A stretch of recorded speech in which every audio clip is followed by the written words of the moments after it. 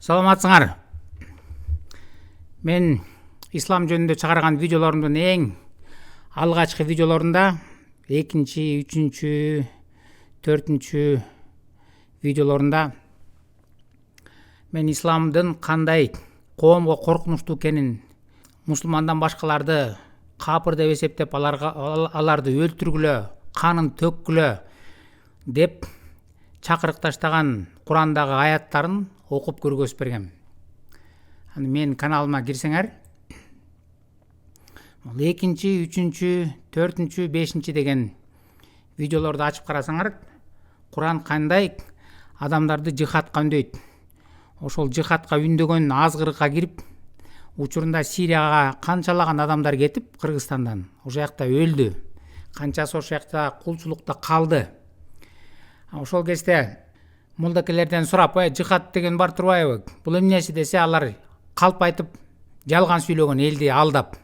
Ой, жихад деген бул напсиң менен күрөшүү, шайтан менен күрөшүү, кумарың менен күрөшүү. Жихад деген ал согушка баргандык эмес, ал Куранда андай деген жок деп. Бүгүн мен силерге ошону молдакенин өз оозунан укканды көргөзүп берейин. Анткени буга чейин мен видеомду көргөзүп берип, Курандан аяттарды көргөзүп берсең, кээ бир мусулманбыз деген жөнөкөй адамдар ишенбейт. Ой, Куран деген андай жок. Анткени аны молдакелер алдап койгон. Ал деген напсиң менен күрөшүү, шайтан менен күрөшүү деп. Бүгүн молдаке эми булар деңгээли адамдардын көбү ислам динине угуп баратат да, аң сезими. Аны эми акырын жыландын башын чыгарып соймоңдотуп, булар ачык сүйлөй башташты. Жихад деген кандай экенин, анын чыныгы мааниси кандай экенин, ошону молдакенин сөзүнө көңүл бурсак. Бул видео дээрлик жарым саатка жакын экен. Анын баарысын укпай эле бизге керектүү токотер жерин угалык. Ал эми каалагандар болсо, астына жазылып турбайбы? 160 аалым жана Палестина деп YouTube'га кирип жазсаңар эле чыгат. Аны толугу менен көрүп алсаңар дагы болот. Бул 15-нчи сабак, 15-нчи тема бул эмне? Аль-фирару миназ-захф. Бул согуш майданынан качып кетүү. Мусулман киши согушка баргандан кийин, душмандар менен беттешкенден кийин согуштан качып кетсе, бул аябай чоң күнөө кылган болот. Пейгамбар саллаллаху алейхи ва саллям хадисте айтат: "Иштани бу саб'ил мубиқат" дейт.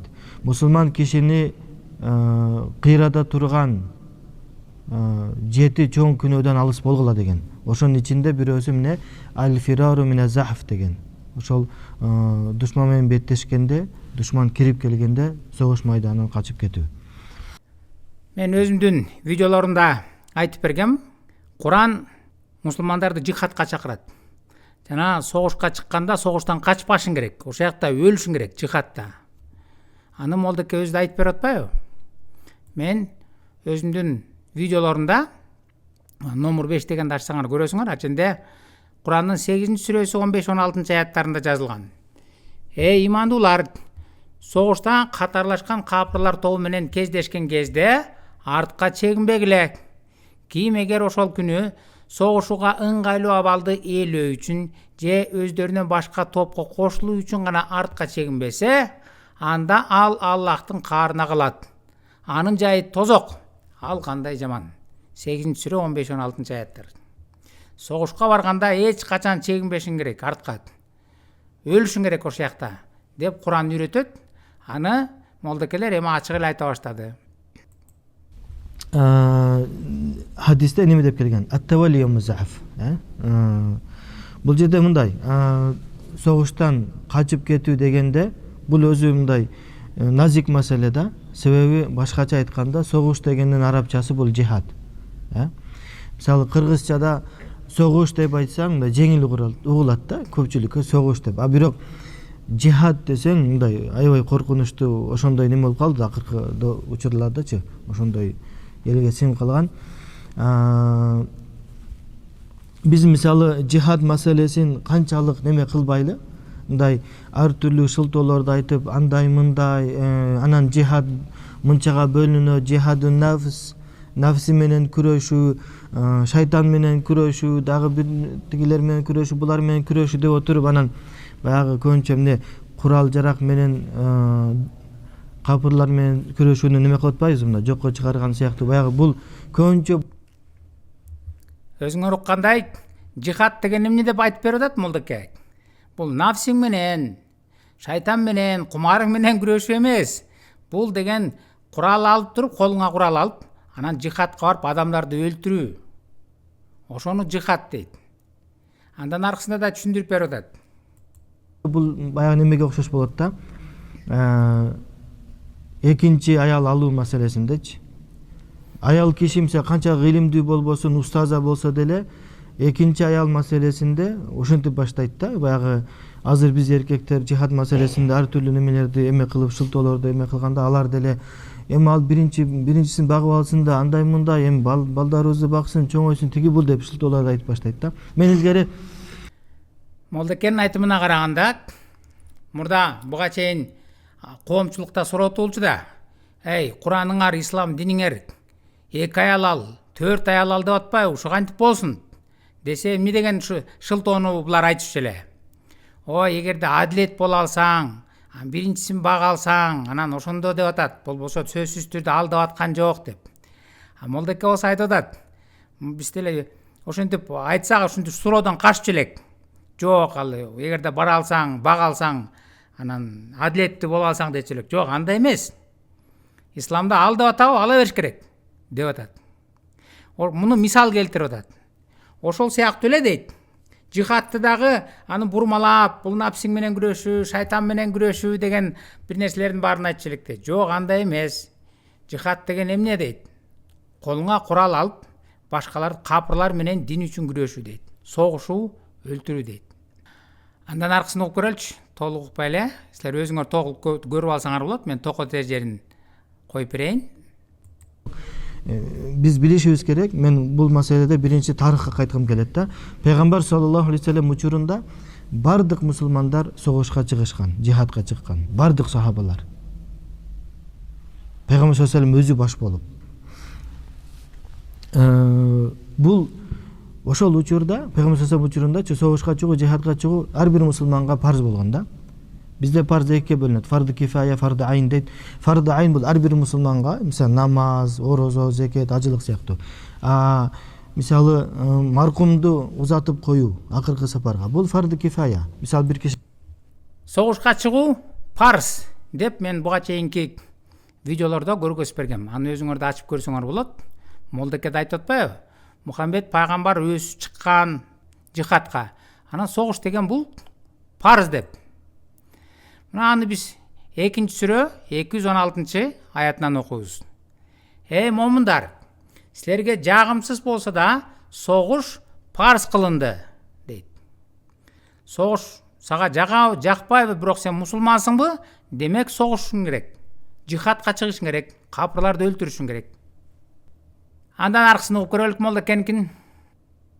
Биз тарыхка кайта турган болсок, Пайгамбар саллаллаху алейхи вассалам учурунда ар бир мусулман жихадка чыккан.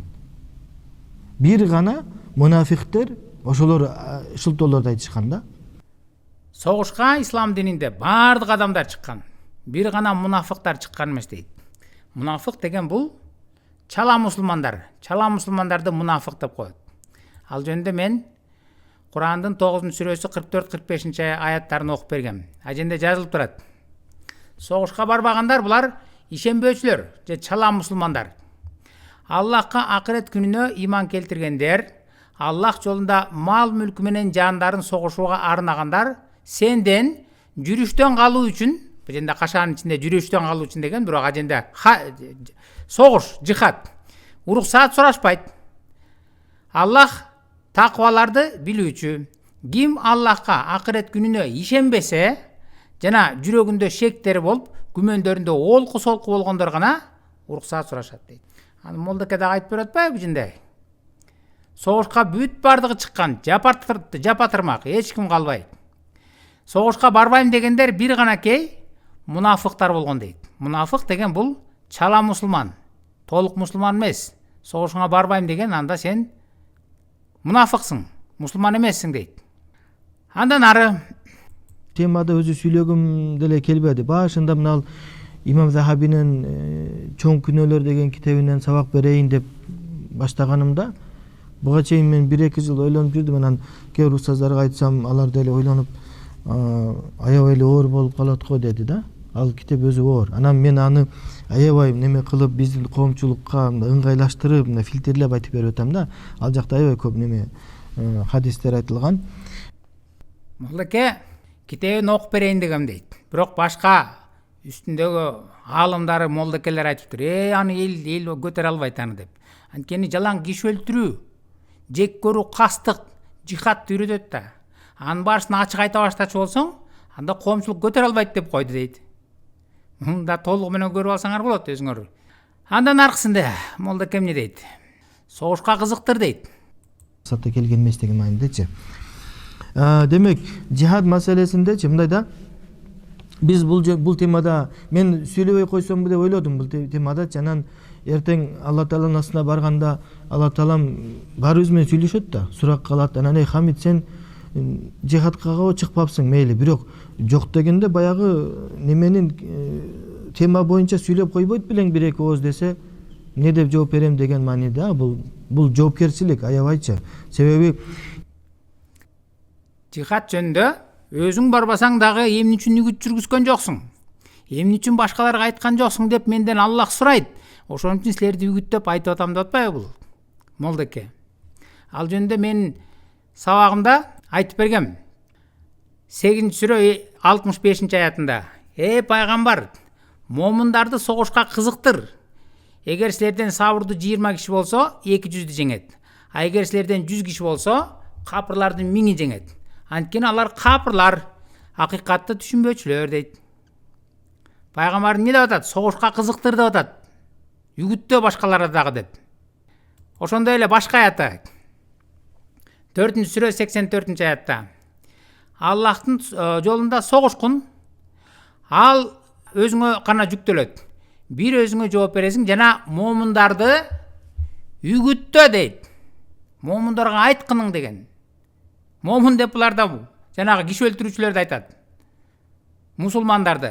Ошолорго жихад жөнүндө айтты, Аллах жолунда согушсун, аларды кызыктыр, аларды үгүттөө деп Куран үйрөтөт мына 4-сүрө 84-аятында. Ошон үчүн бул молдеке айтып атат. Кийин тиги дүйнөгө барганда Аллах менден сурайт дейт. Өзүң барбасаң дагы эмне үчүн башкаларды үгүттөгөн жоксуң деп сураса, мен эмне деп жооп берем дейт. Ошон үчүн силерди үгүттөп атам дейт. Андан аркысын окуп көрөлүк молдекенин жихад деген жомогун. Мындай, бардык диндерде, биз карап көрсөк, бардык диндерде аскер бар, армия бар, бардык диндерде, бардык идеологияда. Бизде өзүңүздөр билесиздер, мисалы совет бийлиги, атеисттер кантип ошол кан менен тургузушту да, туурабы? Канчалаган адамдарды кырып салышты. Ошол учурда биздин ата бабаларыбыз жерди коргоп, элди коргоп чыгышты да. Мекенди коргоо бул парыз, туурабы? Эч ким талашпайт мында. Өзүңөр угуп атканда бул жерде эмне деп атат?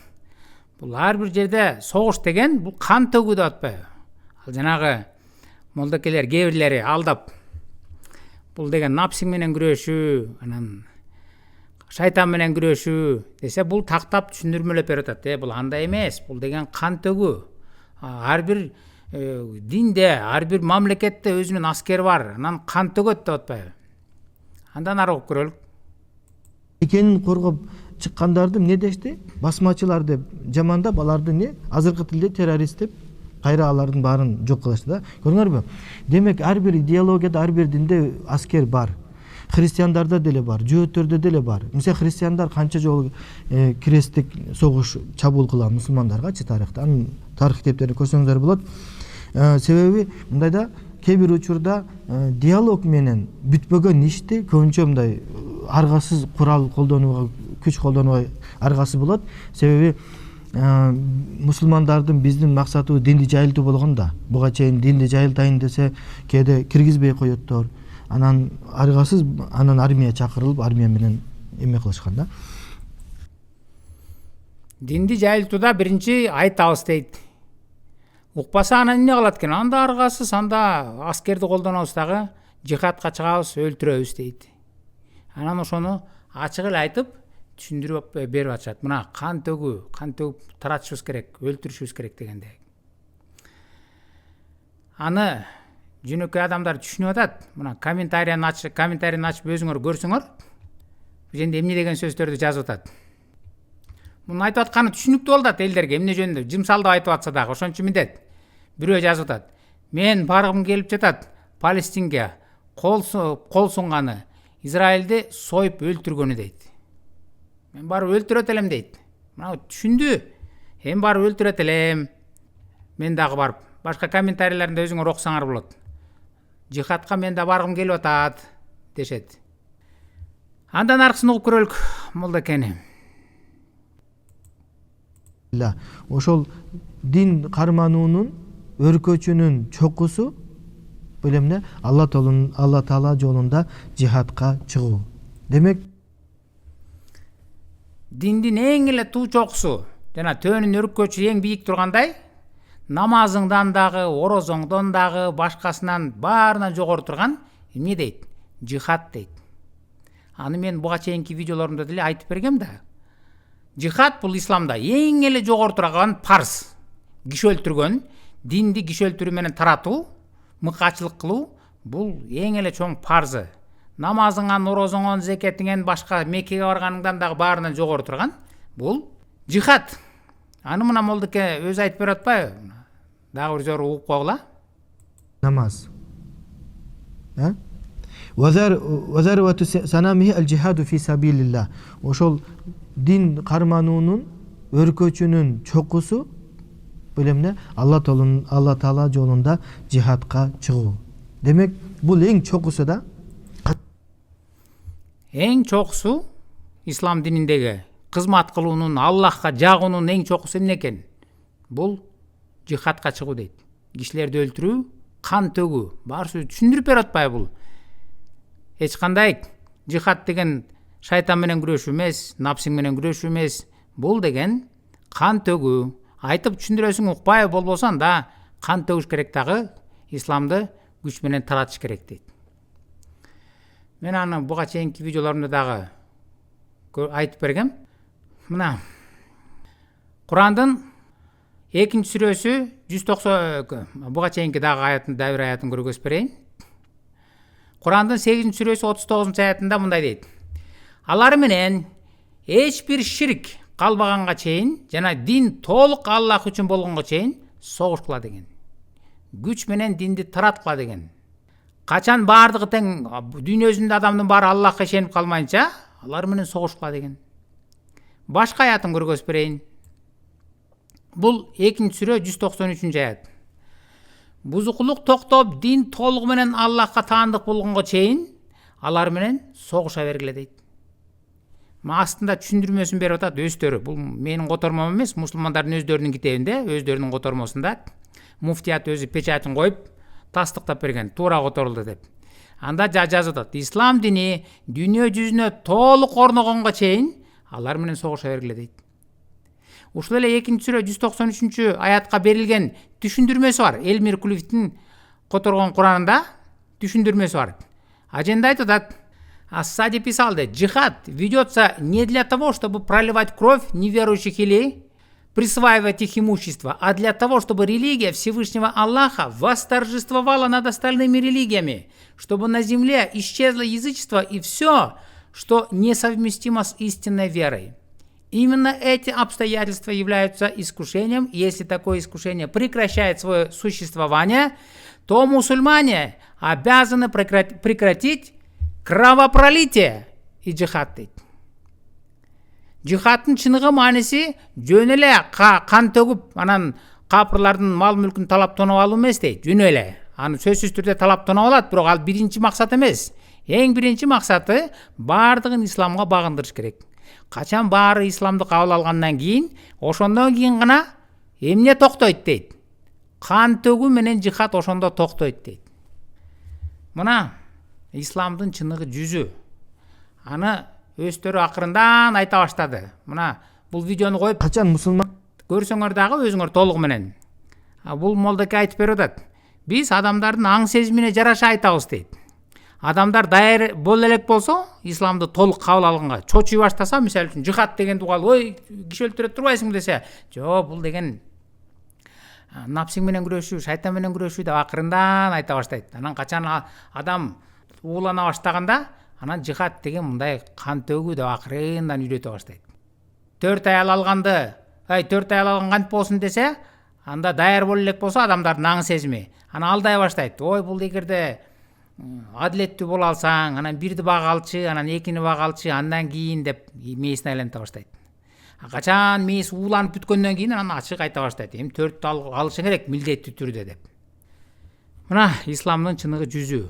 Бул коомго өтө коркунучтуу культ.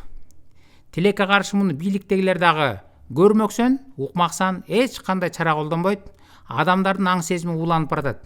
Ушул жек көрүүгө, кастыкка, киши өлтүрүүгө Сирия бүткөндө бир дүң болду элек. Эми Палестинада башталса, булар айта баштады, мына ушундай жихад деген бул кан төгүү, ар бир өлкөдө бар, канды төгүш керек десе, адамдар түшүнгөндөр мына комментарияны окуп берип өзүңөрдү ачып окусаңар болот. Айта баштады, мен баргым келип атат деп. Акыл эси токтоло элек өзгөчө жаштар кете берет. Өзүңөр дагы ой жүгүртүп, ушул жөнүндө ой пикириңерди комментарийге жазып калтырсаңар, башка жанагы мусулманбыз деп жүргөн исламдын чыныгы жүзүн билбегендерге бул видеону таратып аларга да түшүндүрүп көргөзсөңөр. Исламдын чыныгы жүзү ушул. Ислам эки гана нерсеге үйрөтөт. Биринчиси жек көрүү, кастык. Мусулман эместин баары тең капыр. Аларды күч менен исламга алып кел, келбесе өлтүр, өлсө көмдүрбө. Согушка ким барбайм десе ал мунафык, аны кошо өлтүр. Экинчиси ошол секс.